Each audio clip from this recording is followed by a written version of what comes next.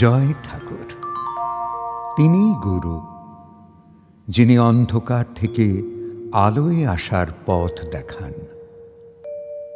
শ্রী রামকৃষ্ণ প্রেমবিহারের পূজ্যপাদ আচার্য শ্রীমৎ স্বামী সম্বুদ্ধানন্দের প্রবচন। সীমানা না সীমা না। মহারাজ হাসছেন, আমরাও তারই আনন্দ ভোগ করছি। মহারাজ বললেন, বাবা, সীমানা না সীমানা কোনটা তোমাদের পছন্দ?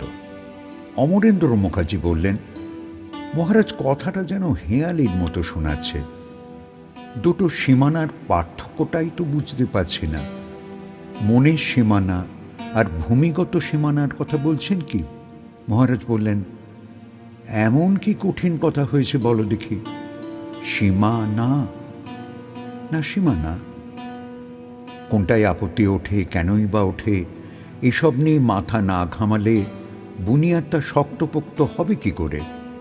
ভাষার দ্বারাই তো যা কিছু লাভ লোকসানের ব্যাপার চলছে। ভাষা দিয়েই শিক্ষা লাভ। তাই ভাষার ব্যবহার, মারপ্যাঁচ, মর্মার্থ এসব তো ভালো করে বুঝে নিতে হবে।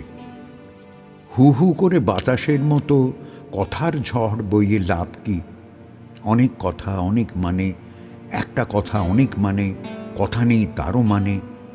ভাষা কি কম জিনিস নাকি? এই সামান্য কথাটা তোমরা ধৈর্য ধরে শুনে দেখছো না দেখে বুঝতে পারছো না? একটু মন দিয়ে ভাষার সুর, লয়, ভাব সবই বুঝতে হবে। তা নয় কথার পৃষ্ঠে কথা বলে গেলেই কি হবে? কথা বলার অভ্যাসটা সেই কোন ছোটকাল থেকে ভাবো, তাহলেই বুঝতে পারবে। কথার চেয়ে কেন ব্যবহার, কথার কোথায় প্রয়োজন, কথায় কতটা জোর প্রয়োগ করতে হবে, কোথায় একেবারে হালকা রাখতে হবে, এসবও তো দেখতে হবে।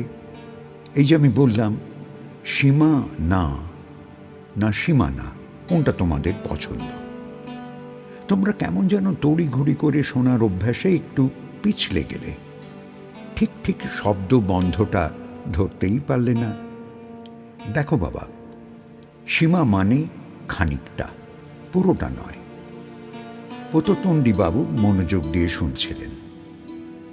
শেষের কথাটা শুনে বললেন, কোথাও যেন বুঝতে চাইছে মনটা। আচ্ছা মহারাজ, যদি পুরোটাই আমার হয়ে যায়? মহারাজ মৃদু হেসে বললেন, ওইখানেই তো একটু গোলমাল পততণ্ডী। তুমি আর পুরোটা, এর মধ্যে তুমি আলাদা। আর পুরোটা বলতে তুমি যে বিষয়টাকে বলছো সেটা। এসো বুঝিয়ে বলি। জল, আর তাতে ভাষা বরফ। তুমি বরফের টুকরো, আশেপাশে আর বরফ নেই, সব জলটাই তোমার। এটা তুমি বরফ হয়ে আছো তাই। আচ্ছা, যদি তুমি নিজেই জল হয়ে যাও, বরফটা যদি গলে গলে সবটা জল হয়ে যায়, তবে জলই জল, সীমার নেই। যতক্ষণ তোমার দেহবোধ, ততক্ষণ এসব সীমা। আর ওটা ভেঙে গেলেই এক। সীমা মানেই আমি আর আমার। পুরোটা হলে তো বালাইটাই চুকে যাবে বাবা। কে তখন কাকে ভাববে? চঞ্চলবাবু বললেন, কি যেন একটা খটোমটো ঠেকছে। পাখি খাঁচা ছেড়ে আকাশে উড়ে গেল, ও কি পুরোটা হলো? মহারাজ বললেন, কেমন করে হবে? বাজে, চিলে, কাকে, পেঁচায় যে কোনো শত্রুর কবলেই যেতে পারে। আবার আকাশও তার পুরোটা নয়, বনটাও তার পুরোটা নয়। কোথায় ওর নিস্তার? খাঁচা পাখির এক সীমানা। যদি গৃহীর ঘরে থাকতে চায় তো খাঁচায় থাকাই ভালো। যদি দূরে জঙ্গলের দিকে চলে যায় তো নিজেকে নিজের সামলানোর শক্তি চাই। ডানা দুটিও যথেষ্ট পটু হওয়া চাই। আমরাও পাখিটার মতো দেহ স্বীকার করেছি, আবার সমাজও স্বীকার করেছি। ওই হল সীমা না সীমানা কোনটা? দেহ নিলে দেহের রক্ষার বিষয়েও ভাবতে হবে। দেহের রক্ষার জন্য কোনো এক সমাজে আশ্রয় নিতে হবে। সেই সমাজের নিয়ম নীতিগুলোই হল সীমানা। সীমানা না মানলে বেড়াল শৃগালের খপ্পরে পড়তে হবে। ভূষণবাবু বললেন, কথাটা যা বলেছেন, যেখানেই একটু স্বাধীনতা বেশি খাটাতে যাই সেখানেই দেখি খটামুটি লেগে যায়। কোথাও একটা অলক্ষ্য সীমানা সবসময় বিরাজমান। মহারাজ বললেন, আচ্ছা ভূষণ, কখনো কি ভেবে দেখেছ সীমানাটা কি দিয়ে তৈরি? ভূষণবাবু বললেন, কাঁটা তার, নয়তো বাঁশ বেড়া, নয়তো ইট সিমেন্ট, এক এক জায়গায় এক এক রকম। মহারাজ বললেন, তা কেন? তোমায় তো আর শৃঙ্খল, কাঁটা, ইট সিমেন্টের সীমানা পোহাতে হয় না। তুমি কিরকম সীমানায় আটকে আছো জানো? মায়া, ভালোবাসা, দায়িত্ব, সামাজিকতা, ধর্ম, এসবের সীমানায় বন্দী।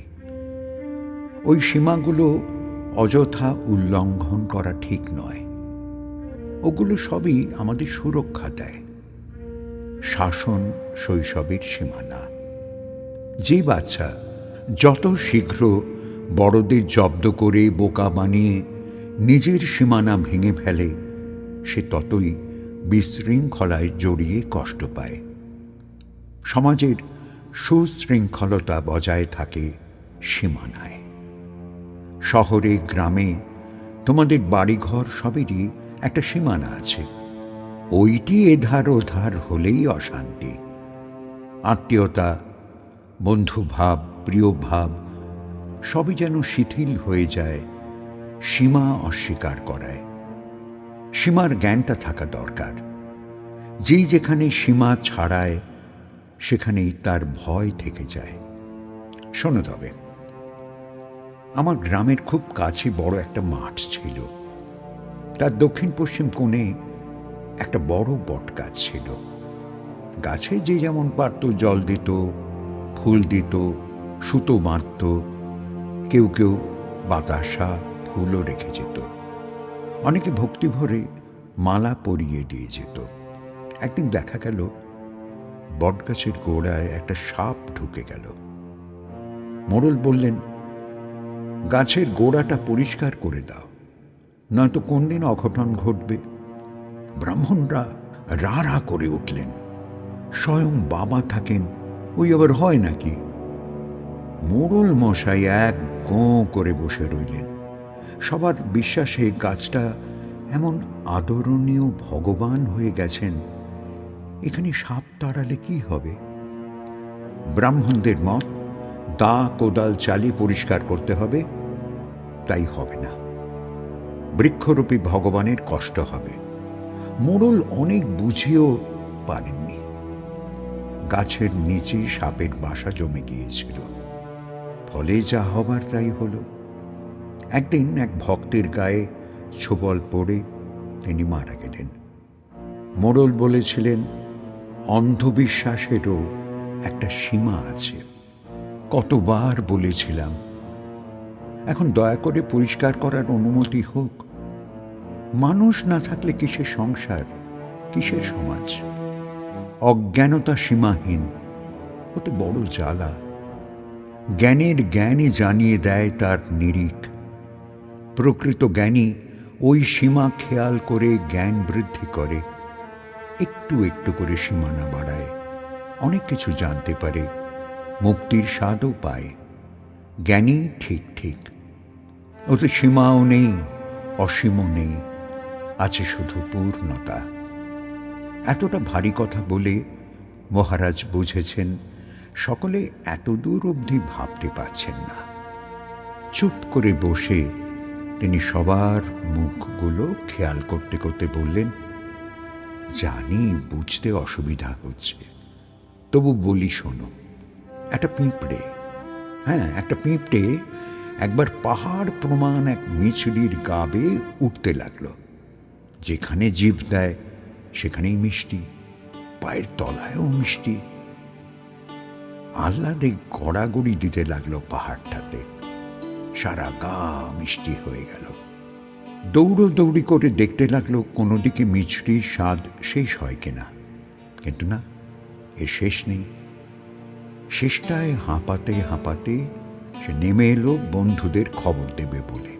কিন্তু বিপদ হলো, ততক্ষণে পিঁপড়েটা সারা গা বেজায় মিষ্টি হয়ে গেছে। অন্য বন্ধুরা তাকে টানাটানি করে, চাটাচাটি করে, জড়াজড়ি করে, আর নিজেরাও অস্থির হয়ে যায়।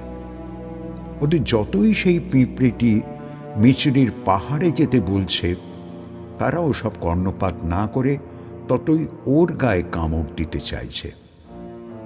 কি বিপদ বুঝেছ? সবাই হাসছেন। বিপদটিও বিলক্ষণ বুঝে বিস্মিতও হচ্ছেন। হাসতে হাসতে নবনীবাবু বললেন, বোধহয় ওর স্নান করে আসা উচিত ছিল। এ কথায় সবাই আরও হাসতে লাগলেন। মহারাজ বললেন, সীমাটা মানতেই হবে। যেহেতু তোমার আয়ু, তোমার ক্ষমতা, তোমার বিদ্যা সবই একটা সীমা করে দেওয়া আছে, সেই হেতু ওর মধ্যের সব কিছু নিয়ে থাকাটাই ভালো। অত বড় খবরে লাভ কি? ক্ষমতা যতটা, ততটার মধ্যেই থাকা হোক না। মদের দোকানে কত মদ, তা জেনে কি হয়? বরং যেটুকু মদে নেশা হয়, ওইটুকু গ্রহণ করে এসে আনন্দ করাই ভালো। এই তো রামকৃষ্ণের দেখানো পথ। সীমানা সবারই সীমিত, যেহেতু সবার দেহই নশ্বর। দেহের সমস্ত ক্ষমতাই সীমানাযুক্ত। শুধু শুধু সব জানব, সব করব, সব পেতে হবে, এমনভাবে উদ্বেগ বাড়িয়ে কি হয়? দেহ সীমানা না ভাঙা অবধি সীমানা, এ ভাব ঠিক নয়। সীমানা ভালো, সীমা না ভালো না। কথায় আছে, সব বেশিরই কুফল হয়। অতি জিনিসটা কখনোই ভালো নয়। অতি সীমানা ভাঙে, সীমাহীন করতে থাকে। দেহ তা সহ্য করতে পারে না। দেহ থাকতে তার সীমানা উল্লঙ্ঘন করার প্রচেষ্টা ভারী বোকামি। সীমায় বসে অসীমের আনন্দ ভোগ করার কৌশল শেখো তোমরা। দেহ সীমানায় শ্রদ্ধা রাখো, মান্যতা দাও। তার ভিতরে যার বাস, তাকে দেহে বন্দি রেখো না। স্বেচ্ছায় যে এলো, স্বেচ্ছাতেই সে আবার চলে যাবে। ওটাই তুমি। সীমানায় থেকেও এটা ভুলো না। অপেক্ষা করো, ধৈর্য অবলম্বন করো। সীমানা নিজেই সীমা না হয়ে যাবে। দুই মিলেই সৃষ্টি, দুই মিলেই সব। একায় কোনোটাই ঠিক ঠিক নয়। সীমানা বলেই তো সীমা নাই এত আকর্ষণ। বন্দির দুঃখ বন্দি হয়েই বোঝা যায়। তখন মুক্তির স্বাদ আস্বাদন আরো ভালো হয়। মহারাজের সভায় আজ অনেক জটিলতা কেটে গেল। দেহটাও ভালো বুঝলাম, আবার দেহিকেও যেন একটু বুঝতে পারলাম।